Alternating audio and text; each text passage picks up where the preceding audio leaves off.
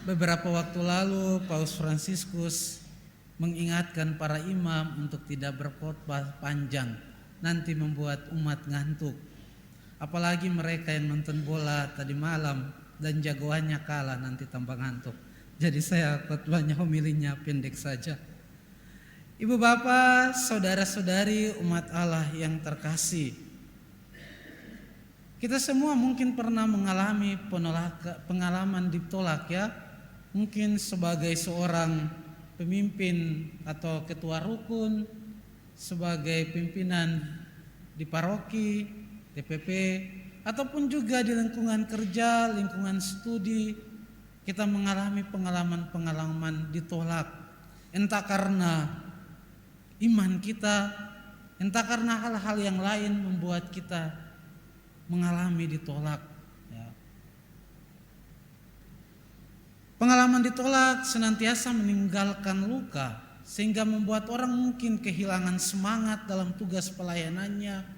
Sudah capek-capek jadi ketua rukun, masih saja banyak keluhan dari umat yang lain.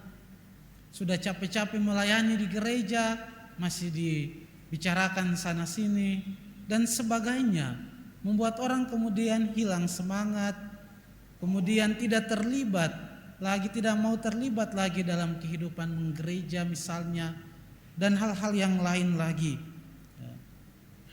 Pengalaman penolakan itu semakin membekas atau melukai begitu dalam ketika dialami atau dibuat oleh orang-orang yang semakin dekat dengan kita, anggota keluarga, teman-teman sekerja, teman-teman sesama di gereja dan sebagainya. Itu seringkali membuat orang terluka begitu dalam.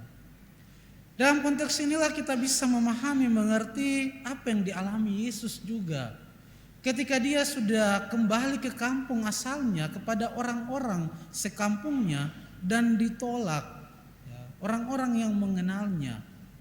Pengalaman yang sama juga dialami oleh para nabi, seperti dalam bacaan pertama dialami oleh Nabi Yeskiel. Ia ditolak oleh bangsanya sendiri ketika ia menjalankan panggilannya sebagai seorang nabi, mengatakan kebenaran, berbicara atas nama Tuhan sendiri. Kita juga mungkin mengalami ketika menasihati teman kita, teman balik bilang, ya kamu satu juga sama-sama dengan saya. Dan itu yang sering kali dialami. Tetapi Yesus, para nabi, Rasul Paulus dalam bacaan kedua dan Yeskiel dalam bacaan pertama tidak menyerah dan berhenti ketika mengalami pengalaman penolakan. Kita melihat dalam bacaan Injil yang kita dengarkan tadi, ketika berhadapan dengan penolakan, Yesus tidak menyerah, hilang semangat, tetapi terus melanjutkan pewartaan itu. Ia dengan penuh kegigihan melanjutkan tugas perutusan, misi dari Allah yang ia emban dalam kehidupannya untuk mengatakan kebenaran, mengajar orang, menuntun orang kepada keselamatan. Ibu bapak, saudara-saudari umat beriman yang terkasih, ketika kita dibaptis dahulu, kita juga ikut ambil bagian dalam tugas Yesus menjadi nabi, imam, dan raja, mengajar, menguduskan, dan menggembalakan. Kita semua diberi imamat umum untuk mengajar, untuk menggembalakan dan menguduskan sesama kita. Dan dalam tugas pewartaan itu, kita juga mungkin mengalami penolakan, mengalami tantangan dan kesulitan dalam menjalankan tugas pewartaan itu. Sabda Tuhan hari ini memberi kita semangat bahwa kalau kita bersatu dengan Tuhan sendiri, seperti Yesus yang bersatu dengan Bapaknya, itulah yang menjadi kekuatan kita. Dan yang paling penting adalah tugas perutusan yang kita terima untuk menghantar orang kepada keselamatan, bukan demi ambisi, bukan demi tujuan pribadi kita. Kalau itu demi keselamatan orang, itulah yang menjadi kekuatan. Seperti para nabi Yeskiel, Rasul Paulus, dan Yesus sendiri. Mereka melaksanakan tugas itu bukan demi popularitas diri mereka, bukan untuk tujuan mereka, ambisi mereka, tetapi demi kemuliaan dan keselamatan orang. Itulah yang menjadi kekuatan. Sehingga ketika berhadapan dengan tantangan, kesulitan, penolakan, mereka tidak mundur. Begitu pula juga kita.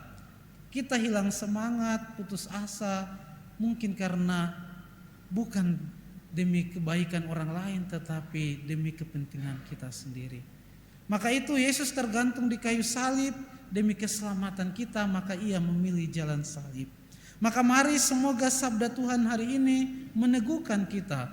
Kalau kita mengalami tantangan kesulitan demi mengatakan kebenaran, mewartakan iman, mewartakan Injil, kita lihat para nabi, para rasul dan Tuhan sendiri yang tergantung di kayu salib.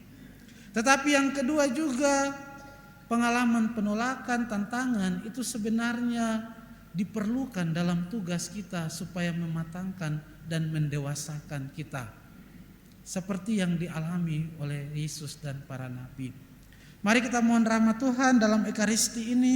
Semoga lewat santapan tubuh Tuhan dan sabda Tuhan meneguhkan kita kembali dalam tugas pewartaan kita, melaksanakan tritugas Yesus sebagai nabi, sebagai imam, sebagai raja, untuk mengajar, menguduskan, dan menggembalakan satu sama lain, supaya kelak kita semua bersama-sama menuju kepada tanah air surgawi.